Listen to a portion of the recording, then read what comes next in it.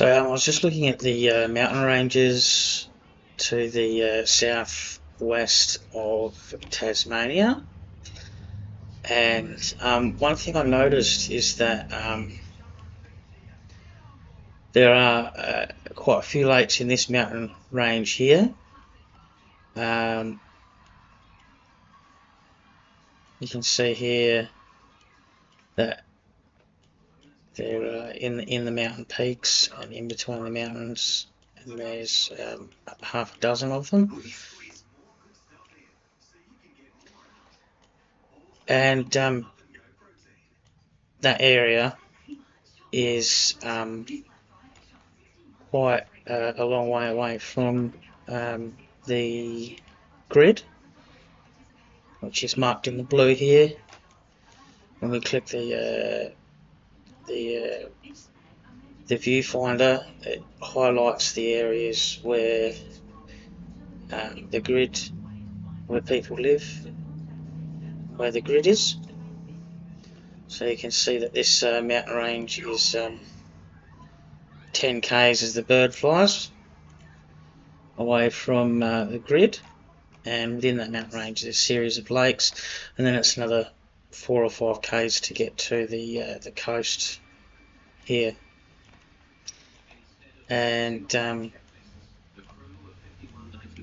there's also this mountain range here which I quite like, and you can sort of follow the creek up along from this lagoon, and it's called the New River Lagoon, and it leads up into this particular mountain range. And this mountain range is about 30 k's in length and about 5 kilometres in width.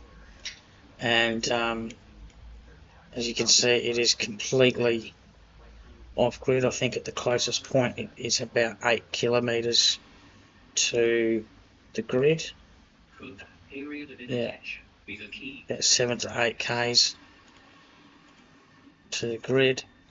And in that mountain range, I actually went through and I counted all the lakes. There are 20 freshwater lakes in this mountain range. It's quite a wonderful mountain range. I really did enjoy looking at it. You can see it's absolutely wonderful. There's so many lakes, and there's plenty of snow in the winter as well. And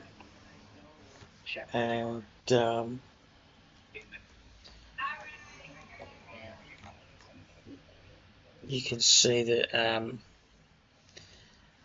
it's quite easy to get to, as you've got the creek line that comes in from the lagoon there.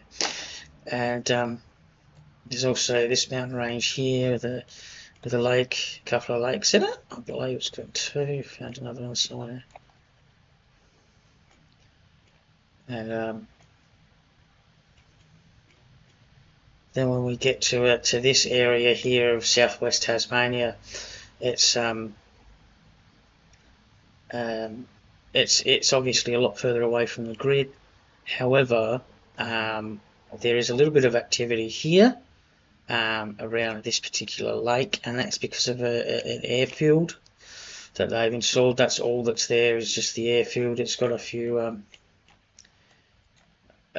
facilities, I believe, a few buildings that have been constructed. So there is a little bit of grid activity here, but that is all that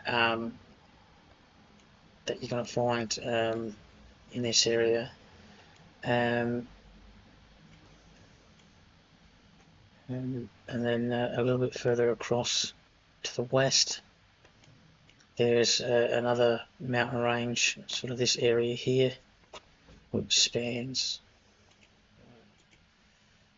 20 by 50, a 20 by 50 zone with a coast, with an area of quite large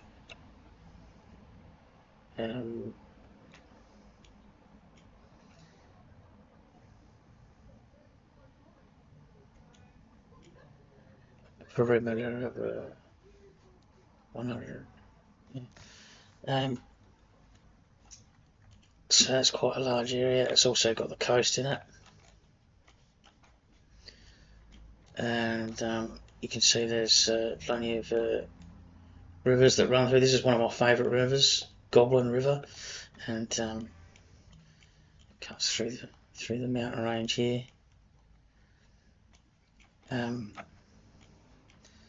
Then of course there's another area again, but this is as we start to get closer to the grid up north, and it's another 20 by 50. I'd give it another 20 by 50 zone.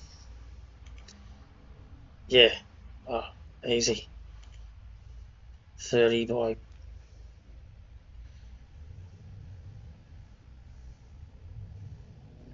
maybe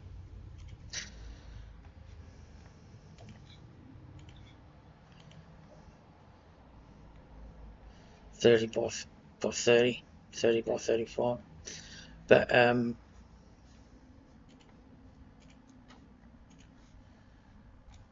this area's got not as many lakes in it, but it's still got some creeks and rivers running through this area too. I love getting down into, even though this area looks a bit flat from above, it's still got some rises in it and some water channels that are running through the knolls and the spur lines. That's just an interesting different sort of terrain here. A dry mountainous area. And finally we get into this harbour, and looks like they're doing some salmon and trout farms, so I probably wouldn't go too close to that. Yeah. Oh look, seal. Now I'm a survivalist and I am aware of seal clubbing. However, you're not allowed to go seal clubbing around there. It looks like there's salmon, trout and seals. Probably stay away from that. Also, it appears as if there is a car park here.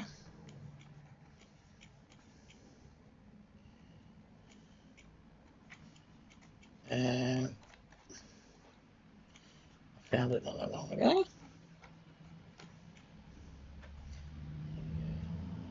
It's a campsite here. If it will load. There is around this campsite here in the Quarry Heads, there is a very large car park. So I mean, it says car park specifically for people that are going camping. Here it is here. I think it says it loads.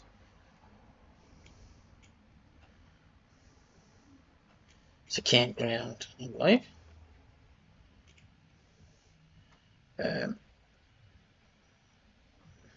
Yeah. 4-wheel drive.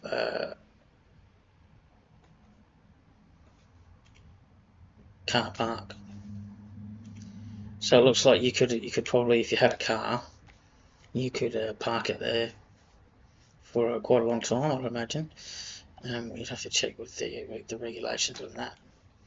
And basically, you can catch a ferry to. I think it goes to Devonport here. So you can transport your car by ferry from Devonport to.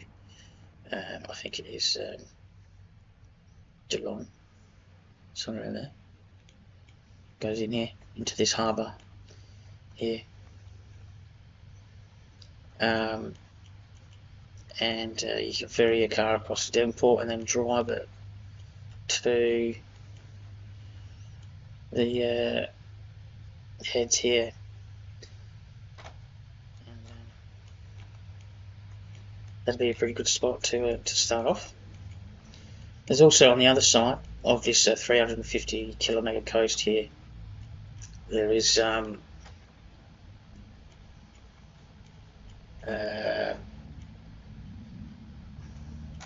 Cockle Creek, and I'll tell you what, I wouldn't mind taking my car to Cockle Creek and having a look around this point here, because like I said in the paragraphs I've been writing, that you can actually just take off along this coast here and you won't come across civilization for 350 k's. You know, it's just a wonderful bit of coast. I just think it's brilliant. And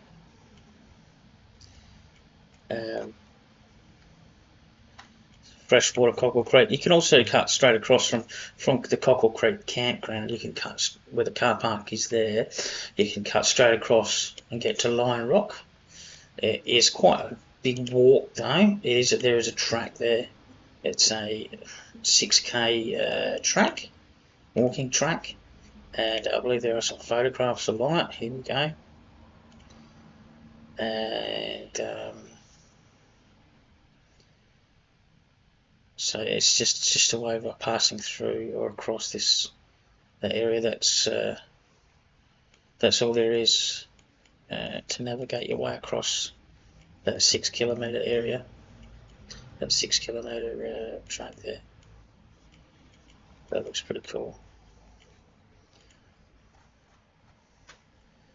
So I just wanted to point out those areas that are those areas in the mountains, particularly that are completely off grid. These mountain ranges here, this mountain range, that 30k mountain range there, and all the freshwater lakes within it.